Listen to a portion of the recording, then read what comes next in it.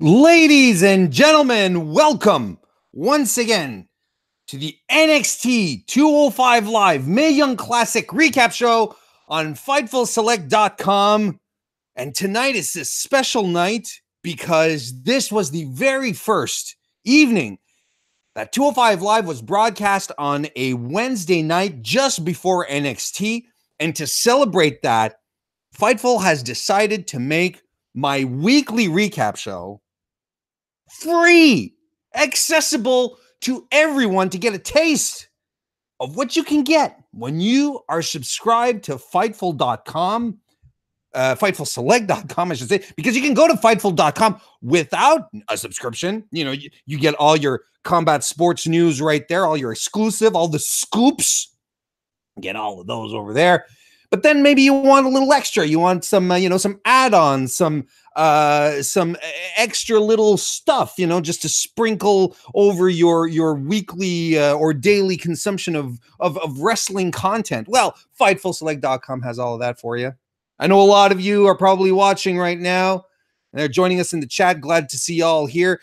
Perhaps you're already members. But for those of you who are not, since this is a free preview, you can, after this is done, you can go check out all the great content and stuff that you get. You get a ton of members-only podcasts. You get my stuff every week. Sean Rossap, managing editor of Fightful.com, FightfulWrestling.com. He does, with me, we do a retro pay-per-view every month. Every month. Recently we did TNA Unbreakable, we did SummerSlam 1992, we have ECW One Night Stand 2006 in the can. That'll be coming out in October. Sean also does the Weekender podcast, which he does at the end of the week, you get it, and he reviews the week in wrestling news, talks about non-WWE programming, Lucha Underground, Ring of Honor, New Japan, Impact. I was about to forget Impact, being the elite 12 pounds of gold. You get Q&A sessions, that Sean he released a new one today for members. You get sneak peeks and previews, first looks at releases that are coming up on the site. Look, you get a ton of stuff. Go take a look. FightfulSelect.com is your place to be, and it starts just at $5 a month. That's not much to show your support for a fantastic site. Why don't you go do that if you aren't doing it already? Guys, we have got a lot of stuff to talk about tonight. Bringing 205 Live over to Wednesday and then giving us the show that they did tonight, plus that main event on NXT, plus a very solid a couple of rounds of competition for the Mae Young Classic, created a wonderful triumvirate of hours. Is that how you pronounce it? Triumvirate? 3 hours anyway of professional wrestling that was something that you just sit back and you enjoy. And I sit back, enjoy, and also take notes along the way. Let's get right to it. 205 Live. They start with a pretty long recap of the Cedric Alexander and Drew Gulak feud, which is fine, which I think was good, considering that I think it was a good idea considering the fact that this was the first night that they were being broadcast on Wednesday, so perhaps they were assuming that there were going to be some new listeners, maybe people trying it out because that's just luck of the draw. So they want to give a good old-fashioned overview of the feud. So it was a bit long in the tooth. They can be a little more succinct than that, but it was fine. I think that's what the objective was. Commentary was really hyping it up as a big match, and it was.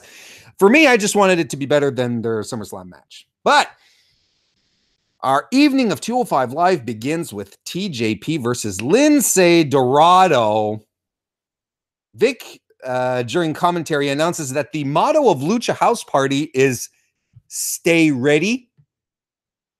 Boy, that's a motto that's gonna sell you some merch. Let's put that on a t-shirt, boys. That's wow. That's a motto to live by. We get some high-flying moves off the get-go, getting TJP into an armbar. Lindsay also hits a nice tilt-a-whirl backbreaker by Lindsay. It seems to me that over the past couple of days of WWE programming, I think we've seen a tilt-a-whirl backbreaker like every evening. I don't know why. It just stuck out to me this week. TJP gets a guillotine in the ropes to start battling back. He hits a top rope crossbody block on Lindsay. Lindsay goes for a body block, but TJP just shoves him out of the way, puts him into a lock and into a leg lock, and just yanks it down really severely.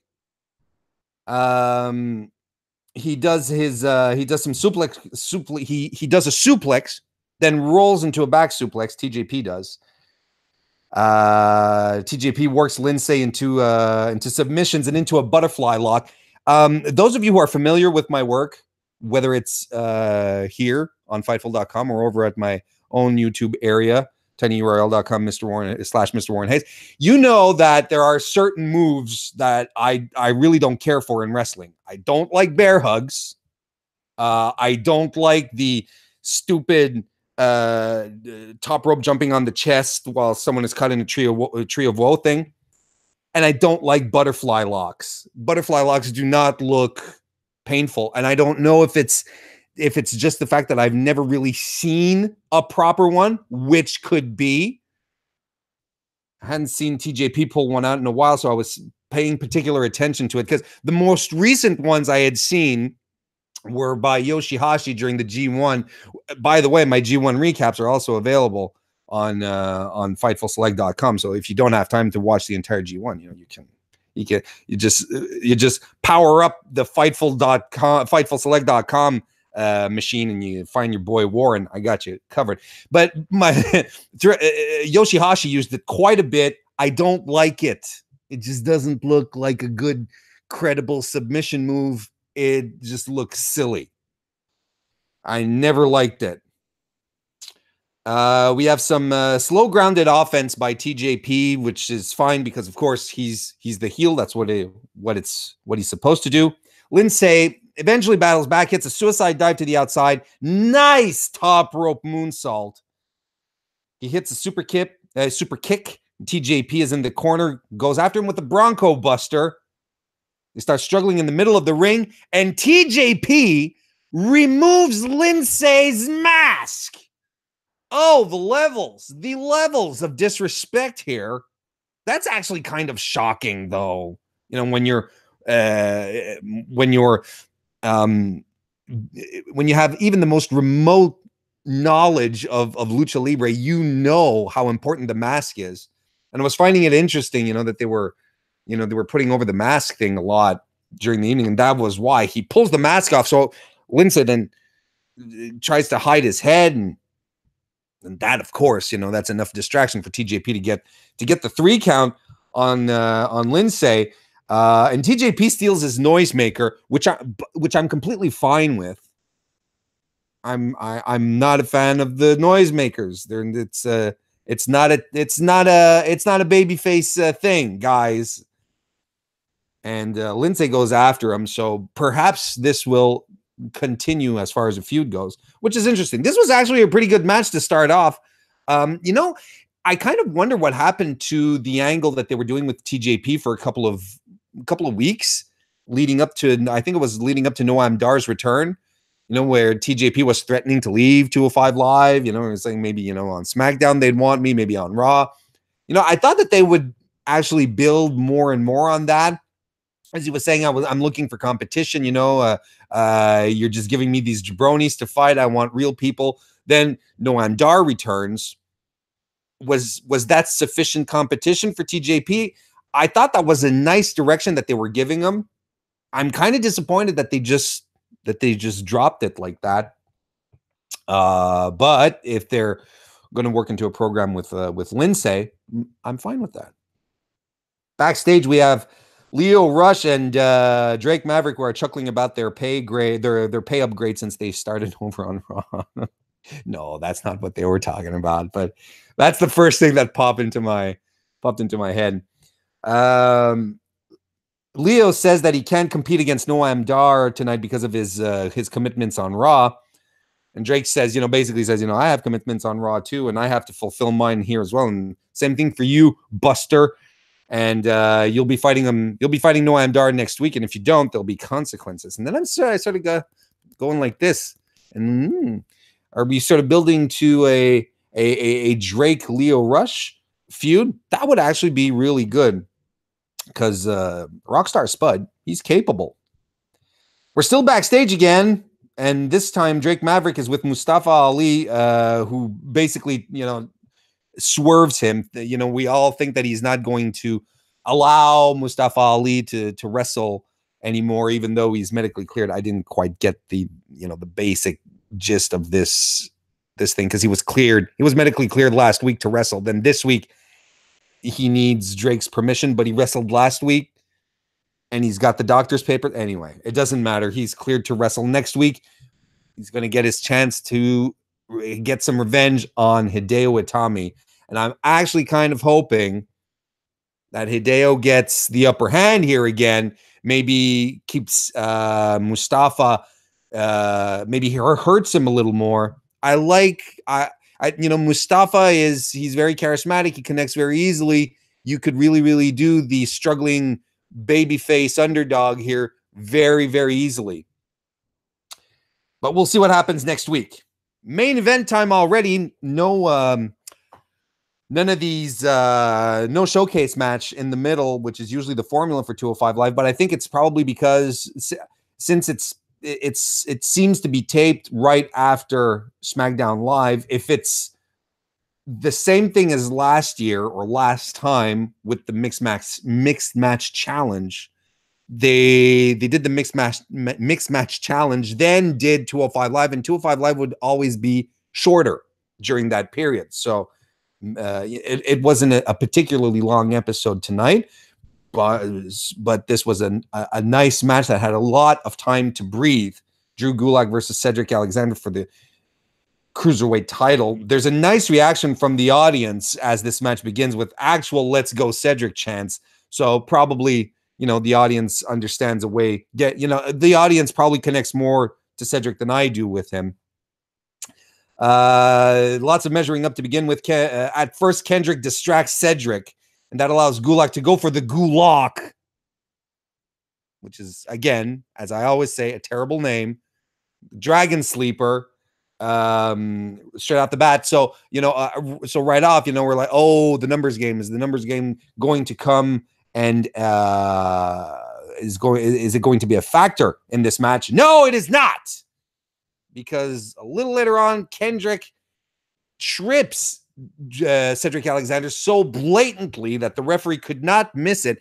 And, in any other match or any other situation, that would have actually been a DQ, because it was a nice, Cedric face planted hard. I would have just thrown this match out and said, no, we're done here. Winner by disqualification. That would have, you couldn't end it here, but that was reason enough for the ref to kick Kendrick and Gallagher, who had accompanied Drew Gulak to the ring. I forgot to mention that, but both of them were there. They got kicked out. Cedric takes advantage then at this point because Drew is distracted with all these shenanigans of his boys being tossed. He gets some explosive offenses in, covers Drew early, but just for a 1 count. Alexander is in control for actually he's in control for the better part of the first third of this match. He's actually using a ground game against Gulak, and here's pretty much the story of this match here.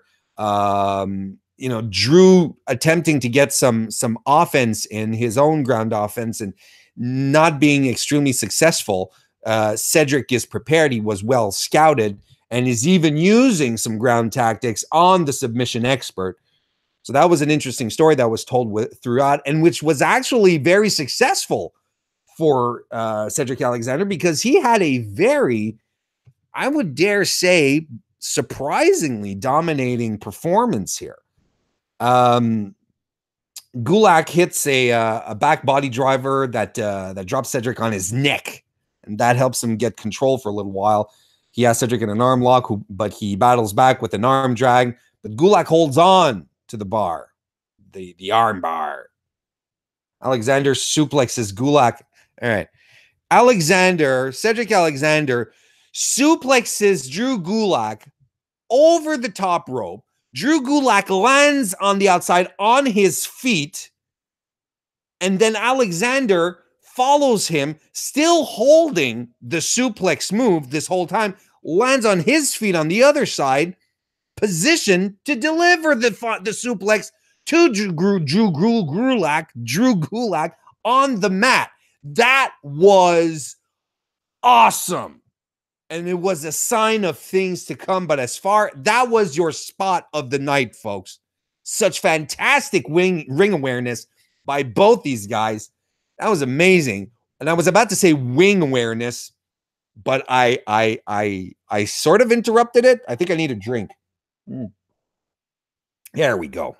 We'll be back in business now. We'll talk about all this wing awareness that all these guys have. Back in the ring, Cedric Alexander just goes all out and he explodes. He hits a springboard flying clothesline, covers but only gets 2. He hits the neuralizer and Gulak rolls out of the ring. Tope con hilo by Cedric, who is on fire. Yes, Priscilla, I'll just wing it. I'm sorry. I'll just wing it out. Cedric is on fire. And honestly, week after week, I say, Cedric, he's fine in the ring. To me, he just misses a little something. There's a connection. There's a bit of charisma that he's just lacking for a real connection. But tonight, he had a fire lit under him. I thought he looked really, really good. He had a spark in everything he did. He's hitting a lot of his signature offense, but it's looking good. It's crisp and it's energetic. But there's crowd reactions, right? And that's probably helping as well. People are chanting for Cedric Alexander, so that's cool. Drew Gulak hits the Dragon Sleeper out of nowhere, but Cedric breaks out. Gulak then body slams Alexander twice. The third time, he goes for a third time, but can't get it done. Drew lariats the hell out of Cedric Alexander. Not a clothesline from hell. He clotheslines the hell out of Cedric Alexander. Covers for 2. Cedric battles back, hits a Michinoku driver. Cover for 2. Or is it a Saber driver? Don't know anymore.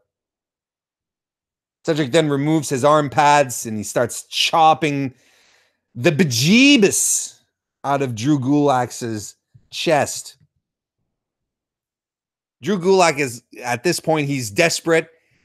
Alexander has had his number this entire time with his offense and with this ground offense that Gulak is usually so capable of doing. He's so out of sorts, people. Drew is completely out of his mind to try to find a proper strategy to get the upper hand here, that Drew Gulak does the unthinkable and walks up to the turnbuckle, climbs to the top rope, and flies off.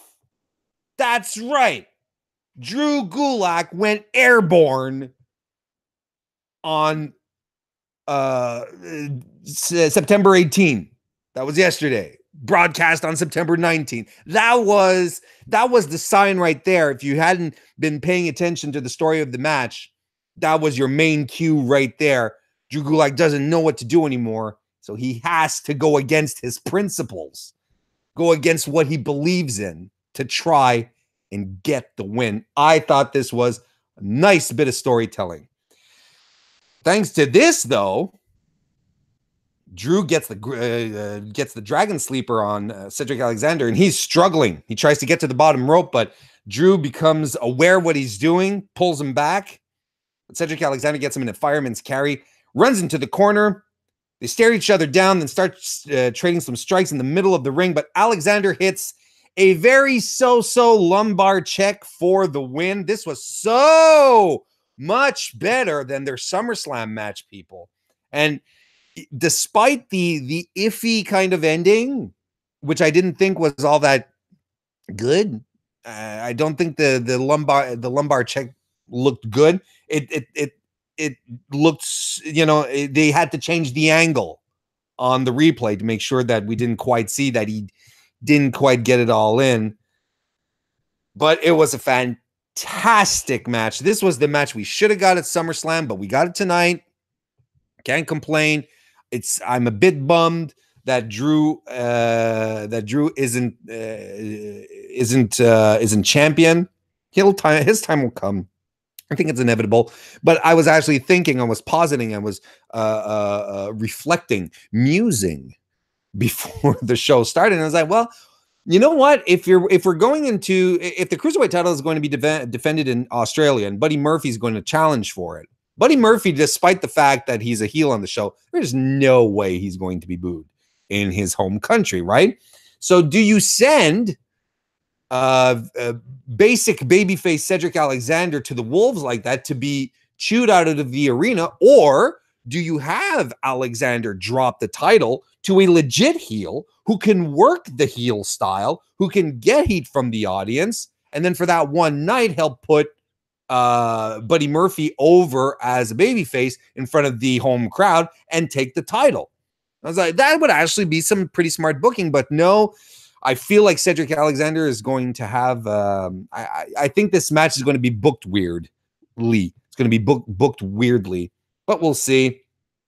I'm still very happy that that this match is happening in Australia, and I can only hope that the age of Alexander ends. So that was 205 Live. Let's move on to NXT. And by the way, guys, gals, if you're watching this live right now, go right ahead, and why don't you just share this out to the world? Because like I said, this is a free preview of FightfulSelect.com's NXT 205 Live Mae Young Classic recap. So there's no reason to keep this secret. Let's put it out there. Give it a thumbs up. Share the links on all your social medias. Call your friend. Tell your mom. It doesn't matter that it's 10:30 p.m. Eastern Standard Time. Call your mom. Let her know. Say, Mom, there's this guy. Let's move on to NXT, which started tonight with a tag team match in the women's division. Dakota Kai and Deonna Purrazzo versus Lacey Evans and Aaliyah. This match is happening because of a hotel lobby confrontation that occurred last week. So now we have to settle this in the ring. We get some grappling from Purrazzo from the get-go against Lacey Evans, who counters pretty adequately. Purrazzo does the headstand thing to escape the head scissors. Purrazzo dodges the women's right, and they're back to grappling. Evans even tries to wriggle out of head scissors that Purrazzo has on her with her own headstand, but Purrazzo just like pushes her down. And now this is what I'm going to and now from this point forward, every time Purrazzo is going to do this, that's what I'm going to expect other people to do. Just like, no, stay down, just push her down. Since it's such an easy counter, apparently. Purrazzo reverses a tilt-a-whirl. See, I think it was a tilt-a-whirl. There were a lot of tilty-whirly moves. Purrazzo reverses a tilt-a-whirl into, or at least attempts to reverse it into the Fujiwara armbar. But Lacey Evans gets back in control, and Purrazzo is your babyface in peril for most of the match. We even have Dakota Kai distracting the ref as the heels keep double teaming up on her. You know what? I like Aaliyah's mannerisms in the ring. Like, I think she has, as it stands right now, I think she has a great heel attitude to what she does. I think she gets the idea of how to get heat and how to act as a heel in the ring. I think comes very naturally to her. Looks good. She needs a lot of polish yet as far as her ring ability goes, but I think there's definitely a good foundation here. There's some basics that she already understands as far as character development, ring presence, ring persona, a lot of things that she's improved and that she has down. Eventually, Dakota Kai gets the hot tag and goes in striking. She unleashes kicks on Aaliyah with and also hits the corner running kicks. Goes for a cover, but Lacey Evans breaks up the pin. Match ends when Lacey Evans hits the women's right on Dakota Kai for the win. Punches at finishers, man. You know what? Man, woman. I'm not a fan. It's not as bad as, let's say, bear hugs and butterfly locks, but punches as finishers are the most unconvincing thing. And you just have to think back to Big Show when his thing was the WMD, his knockout punch. It just sort of comes out of nowhere, and it's very like, I'm bringing my fist to your face, and it lacks. I understand that if Big Show were to wind up and crock me in the middle of the bridge of my nose, I would go down like a sack of potatoes. That's fine. I get it. But, this is sports entertainment. A punch doesn't do it for me. It's not thrilling. I think Lacey has to, if she wants to keep it. If Lacey wants to keep it, she has to put a little something into it. She has to give it a little spice, a little oomph. She needs a little, to quote Ronda Rousey, a little gumption to it. So yeah, but I still like Lacey Evans tremendously. She's one of the most improved wrestlers that on NXT in the past year, and her character is taken on its own life now. I think she's comfortable with what she's doing. I like it. I like it a lot. We have a quick Velveteen Dream interview backstage. The Dream talks about defeating Johnny Failure, and then people, the journalists start asking him about the Aleister Black mystery, and he says, "You have the opportunity to interview the Dream, and you want to discuss people who aren't the Dream." Then he sort of walks off. That's fine. Then we get a Street Profits spontaneous interview talking about what happened last week when TM61, the Mighty. It's funny that I still call them TM61 when, all the time that they were actually called TM61. I was like, why do they call them this? Why don't they call them the Mighty? The Mighty Don't Kneel, which was their name before they went to NXT, and now that they're called the Mighty, not the whole name, but the Mighty, I keep calling them TM61. Anyway, they recalled what happened last week when the Mighty stole their chains, and Montez Ford was basically saying, the chains are the symbols of the struggle to success. They're not just chains. I don't know. I'd want to. The Street Profits thing comes off as a little stereotypical, right? I don't know.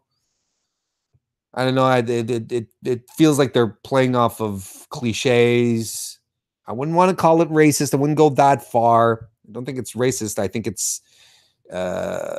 they're propagating stereotypes a little too much here. I don't know what to think of it. They come off of a basketball court, and that's what they do. But I mean, like I said, I don't think it's racist. I just think, I think they could be doing something more interesting, especially with a guy with a guy like Montez Ford. Could be doing something a little more interesting than playing on these preconceived notions that a lot of people have about African Americans. And Sammy in the chat, you're right. It is right. He says it's an old gimmick from the past. It's WWE has difficulties being original. Yes, I know we've seen it a million times, but that's it. It's in the past. We could be moving forward. We could be trying something else, couldn't we? I think we could. They recapped the match last week, but that happened between Bianca Belair and Nikki Cross. Bianca Belair gave a bit of a weird interview, I thought, where she says, every time I'll be in the ring with Nikki Cross, I'm going to bring it, and it didn't feel like a heel interview or comment. It just felt very like box standard. Anyway. Humberto Carrillo came out to the ring. He's also known in certain Mexican circles as Ultimo Ninja. He's his uncle is like commentary mentioned, his uncle is Hector Garza. So I mean, this guy comes in with a pedigree. He's wrestled in Mexico among other places in the Crash promotion. So he's there. He comes out to face Jackson Riker from the Forgotten Sons, or as I like to personally call them, Sanity 2. Might be a little mean, right? Like we haven't seen, we should give these guys time to develop. I'm actually glad that this trio, these three guys are having a moment where they're being pushed. I don't want to be a jerk here, but as it stands, you know, they're a trio, they're three guys, they sort of dressed like bikery, semi post-apocalyptic, like that thing that they did last week, the little vignette that they had where it looked like they were looking for water after the zombie apocalypse. I don't know, man. But I mean, these are I don't want to take anything away. I'm glad that these guys are getting a push. They've been in NXT for a while. This was basically a showcase match for Jackson Riker, who was kind of slow, but you know, showed off his power offense. I guess there was nothing really spectacular about the match. Carrillo at some point goes for a springboard crossbody, but gets clocked right in the face by Riker as he's flying through the air, and it ends with a slingshot power bomb by good old Jackson. Not much to say here. This was what it was. Hopefully with a little more meat on the bones, Jackson Riker will shine a little more. Backstage, Lord Steven Regal is interviewing Candice LeRae. She says, you know, she was sitting with Kyrie and Ono. He doesn't know what to say. You know, these guys are all cool, but we all know. You guys know. Everyone who's been following me, either on Twitter or right here, you all know. Cassius Ohno's not all right. He's the guiltiest man alive. He's the man who took out Aleister Black. If you're a betting man or woman, don't believe the Johnny Gargano red herring that they just pulled out tonight. That'll just take you off the scent, folks. Cassius Ohno's the man. You can believe that. Candice basically, you know, tells William Regal that, you know, look, think about it. It was a cowardly attack, complete disregard for authority, attempting to ruin someone's life. Who do you think it is? Steve. But Regal says, you know, I talked to Tommaso Ciampa and he's not a suspect. But, you know, chat me about your husband, Candice. You know, he's been in an odd frame of mind recently. What's going on? You know, and Candice says, he told me, you know, just sit tight. I'm gonna go shower. I'm gonna do a thing, and I'll be back. So, see, that's what you call a red herring in crime writing, folks. It's not Johnny Gargano. He hasn't gone off the deep end that much. It's Cassius Ohno. We get a Keith Lee vignette that makes use of the word limitless quite a bit. And then it's announced that we're getting Otis Dozovic against Tommaso Ciampa next week, off the heels of Otis calling Tommaso Ciampa tomato chips last week, because that was funny. Main event. Whoo.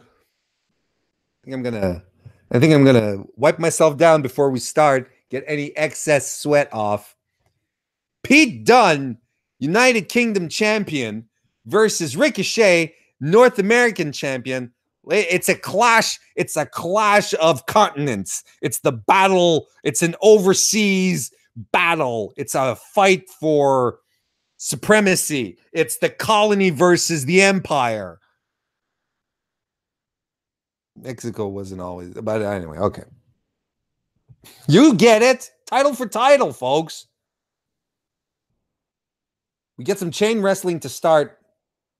Ricochet tries to roll through Pete Dunne's body manipulation, but Dunne's having none of it. He's like, no, sir, you stay down. Ricochet reverses into a twist. He grapevines the leg. He gets Dunne into a chin lock. As he does it, he goes to a ground game, which is really good actually because it's a great way for Ricochet to familiarize the WWE universe with what he can do as far as grappling goes, because you know that Ricochet's normal style, what he usually does, his high flying maneuvers, he won't be able to do that forever. He is going to have to occasionally transition into stuff like this. So he might as well do it while he's still healthy, while he can still perform and do the high flying, crazy gravity defying, not necessarily death defying, but sometimes they are death defying.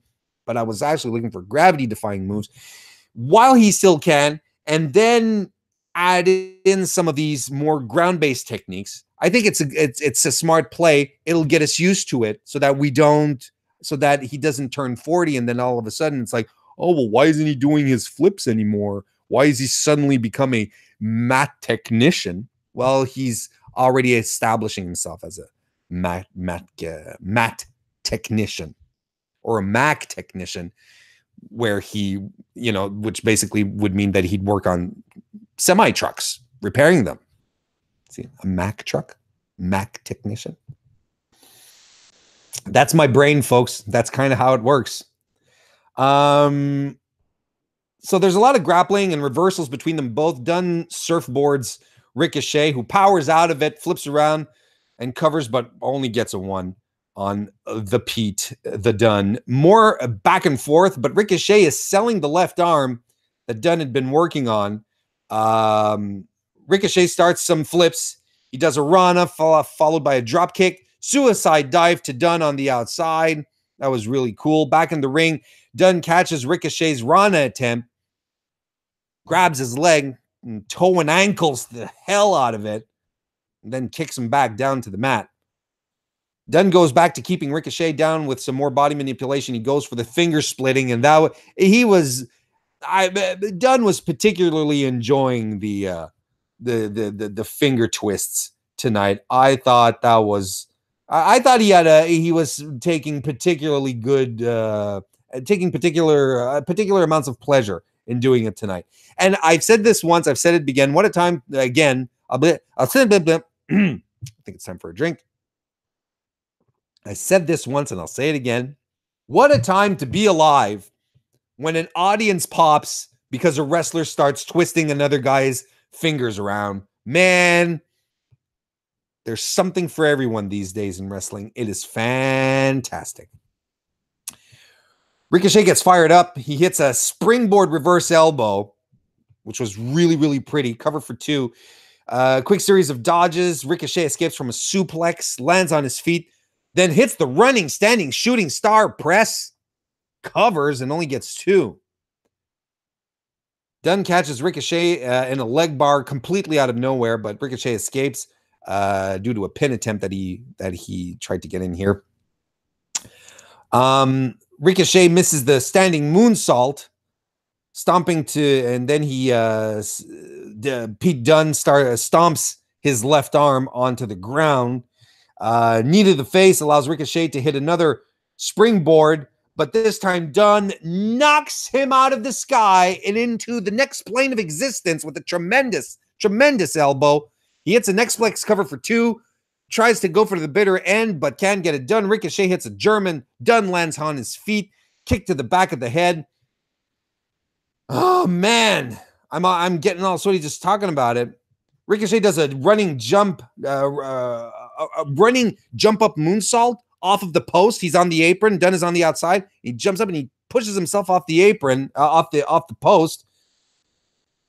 But he misses, and basically and then Pete Dunne grabs him into the X-Plex, hits it on the apron, and Percy tells us it's the hardest part of the ring, so it has to be true.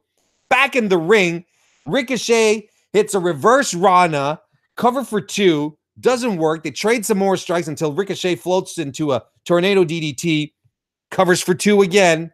It's getting heated up here. We get some top rope shenanigans that lead to Ricochet hitting a fantastic Avalanche Frankensteiner. Folks, we were blessed tonight. Axe kick, face buster, cover. Dunn kicks out at 2. The audience is on their feet, and with reason.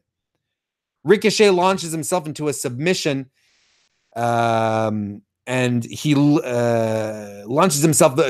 He launches himself, but Pete Dunne grabs him, clasps onto him into a submission, but Ricochet lifts him up into a power bomb, but Dunne keeps at the fingers, ties him up. Ricochet almost taps, but powers up into a brain buster, and that was spectacular. This kid is strong, man. And here come then, match comes to an end when the Undisputed Era come in to beat up on everyone, followed by the War Raiders, War Machine, who run down to the ring to chase the Undisputed Era away. So there's no clear winner. Both men retain. You can tell that there is still tension between the two. This situation is not over, but what a fantastic match. You know, kind of a match of the year candidate, but I think the ending probably would spoil it for a lot of people because it was a non-finish, non-committal because of the interference. But oh man, don't let that deter you if you haven't seen the match. This is the kind of match where you just take some time out of your day. You put your phone down, you grab yourself a nice tasty beverage, and you just go out of your way to watch it. It's fantastic. Mae Young Classic, the 3rd episode. Commentary told us that we are halfway through the first round, the first elimination round. Last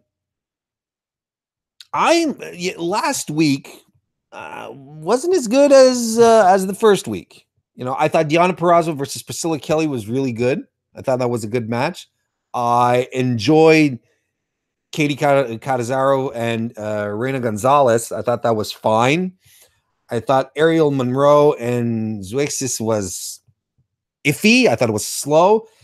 And Mercedes Martinez versus Ashley Rain, Madison Rain, whatever you want to call her, I didn't care for. But like I said last week, and I prefaced it, I'm not a Madison Rain fan. Respect to for everything that she's done in the business. But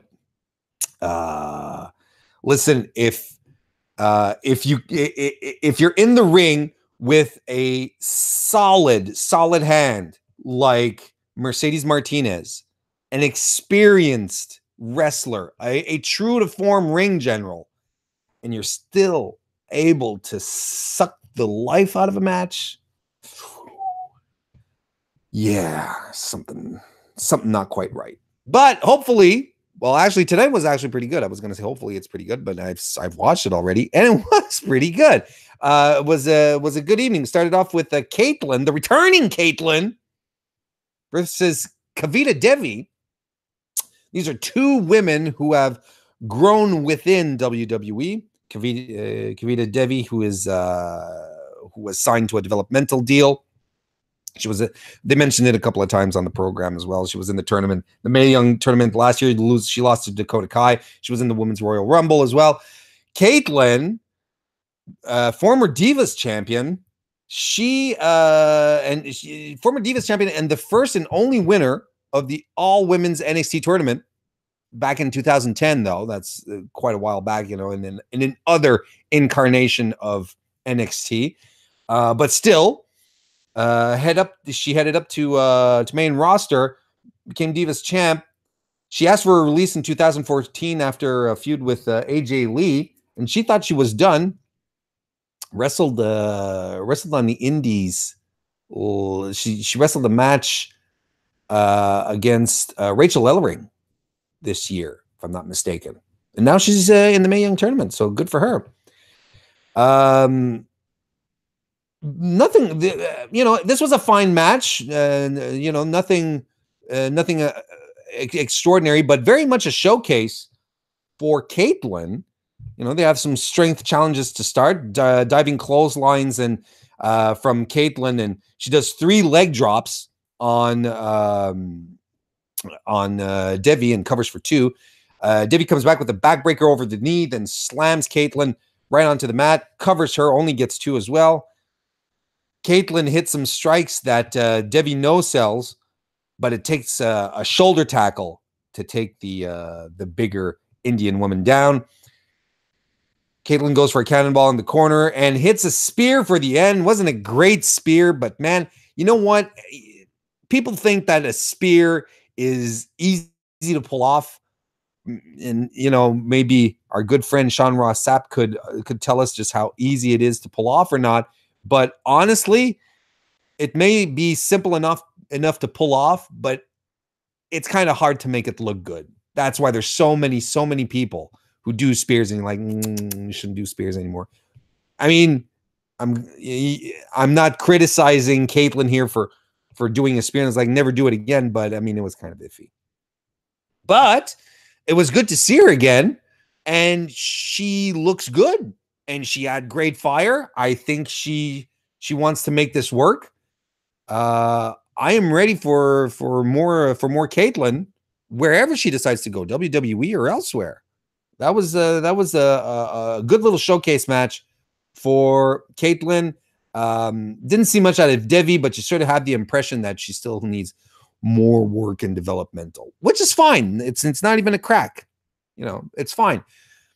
And sometimes we have a tendency to forget that NXT, its main purpose is to get people ready for main roster, right? So we forget that it's developmental. That's its first. Its first purpose, and we tend to forget that because of all the big indie stars that they have been signing over the past few years. Going back to Finn Balor and Samoa Joe and Kevin Owens, Sammy, then the women on top of that. They create such quality matches with these wrestlers who are already seasoned, who already know how to work a crowd and have incredible talent, that we forget that when we get folks like Aaliyah or like Kavita Devi, we're like, oh man, okay, these people aren't ready. No, they're not. They're definitely not. But that's what NXT is for, and it's meant for them to grow. So as long as we can see them progress, it will. That's what makes it worthwhile. That's also why we watch NXT. That's all, anyway, for me. But we have a tendency to forget sometimes that NXT is not just a promotion, another brand. It also has a very, very profound impact on how wrestlers are developed for WWE. Next, we have an NXT UK fight. Ginny, or as she's also known as Ginny Couture, versus Toni Storm. And you know what? I know WWE aren't fans of last names, but Ginny just hanging there, just all by itself as a wrestling name. Ginny, it just hangs there. It feels like there's something else that should come after, Ginny what? Ginny who? And Ginny Couture has such it's a play on words to begin with, and it has a fantastic ring to it. I don't know why they didn't keep it, especially since apparently she's going to be maintaining the fashionista gimmick that she's been working in Progress and Pro Wrestling Eve and Rev Pro. She does all the big indie scene in the UK, and she's part of NXT UK now as well. Toni Storm, well, there's not much I can really add to what has already been said about her. She's one of the best known independent women wrestlers in the world. Is she still an indie though? If she's signed with NXT UK, I don't know what but yeah, I mean, Toni Storm is Toni Storm, and I think this is one of the I think they made a mention of it as well in commentary that Toni Storm lost in the semifinals last year against Kairi Sane, and this it was one of the most legendary matches of last year. So if you haven't watched the Mae Young Classic last year, well, do yourself a favor and at least watch Sane versus Storm last year. That was amazing. So I was saying that, you know, Toni Storm, she's well known to the audience. You know, people like her already. We know she's talented. So the match here was mostly purposed to put Ginny Couture over, because there's a lot, she has a lot of offense in this match. She does a lot of arm locks to begin with until Toni Storm explodes with some strikes, knee in the corner, but Ginny reverses and face crushes Storm into the corner, into the turnbuckle. And commentary was going, oh man, she broke her nose. But yeah, that looked harsh. She landed like straight on her schnoz. Snap suplex by Ginny, a nice little snappy suplex there. Goes for a cover, but only gets 2. She does a nice Japanese arm drag right into the corner. Commentary loses their minds over it. But when I say commentary, I mean like Michael Cole and Renee Young have been, what a maneuver! What did she just do there in the corner? Guys, that was, wow, what was that? And then when they sort of calm down a little, Beth Phoenix goes, yeah, that was really nice. That was a really nice Japanese arm drag in the corner. I was like, thank you, Beth, for just like bringing it down a notch. It's like, yeah, I don't know. That's fine.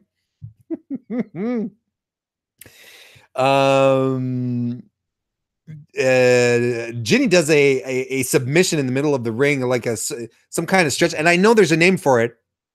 It's completely, I'm drawing a blank on the back. She's got the legs tied up. She's pulling on the arms. And then she starts kicking her with the back of her heel. And I like that. I like it when wrestlers sort of give up on their submissions at some point when they realize that it's not working and they try something else instead of just holding on for dear life or waiting for their opponent to reach out and break the hole by grabbing the ropes or something. You know, at some point you're just like, okay, well, I've put you in this for like 60 seconds and it's not working. I am just going to crack my heel on your skull until you die. Or maybe not death. Fake death. Phony death. Wrestling death. Eventually, Storm starts fighting back. She hits a severe German suplex on Ginny. Hits the Storm Zero for the win. Like I said, it was a great showing by Ginny Couture. Get us hyped for NXT UK. I don't think it was any surprise that Toni Storm is moving on here. Probably my favorite match this evening, Karen Q versus Zia Lee. This was great. Lee's been in WWE developmental, and at some point I was like, oh man, oh my goodness, when they were doing the little vignettes, the pre-match vignettes, and you know, she's talking a bit in English, then she switched to a portion in Japanese and Chinese, excuse me, and it's subtitled, and then she comes back and she says, I am spicy, and you will feel the heat of Xia Li. And I'm like, oh, that is such a WWE fed line. She didn't come up with that. Someone else said, hey, why don't you finish your interview by saying, I'm spicy, you know, like Szechuan, right? You like Szechuan. Szechuan is spicy. You're like Szechuan, right? China. Oh my God. She was in the Mae Young Classic last year. She lost in the first round to Mercedes Martinez in like 3 minutes. Not this year, folks. She went up against Karen Q. Karen Q's been doing this for a while. She worked in Ring of Honor, Rise, Shimmer. She even worked a match in Impact. She's a good, strong striker. Both of them are good, strong strikers. Martial arts backgrounds. There's a lot of posturing at first. Gets the crowd excited. And they do a little salute, respect. I'm not sure exactly what the term is. But then Q, she becomes very disingenuous and slaps Lee in the face. That pisses Lee off, and she goes after her with a flurry of strikes in the corner. Rafe breaks it up, but that distracts Lee, and Q comes after her with a kick. No respect here. Q is pretty much in control for a large portion of the match. She has a big kick, nice strong suplex. Q does, and she covers Lee for 2, goes for a Boston Crab. Leah blocks it. Gia blocks it, and Q rolls out, stays up on her feet. She somersaults through it, and kicks Lee in the face. Gets a full Nelson slam. Lee starts coming back with some kicks. Super kick, spinning heel kick, cover for only gets 2. Q misses a split-legged frog splash, and that allows Lee to get her flipping kick in for the win. That was a nice, hard-hitting match. It was short, but it was brutal enough. I liked it. Our main event tonight is Allison Kay, also known as Sienna, versus Mae Young. These are girls with women who have wrestled all over the place. They know each other well. I mean, this gets heated from the start. There's a lot of ground and pound, a lot of pent up frustration in history here that was actually covered, briefly documented before the match starts. Kay tosses Yim into the ropes. She does a tranquilo pose, which I thought was kind of funny. And it gets Kay, but Kay goes after her, but she uses it as a leverage to send Kay out to the outside. Yim goes back. They both get back into the ring. Yim goes for some ground and pound.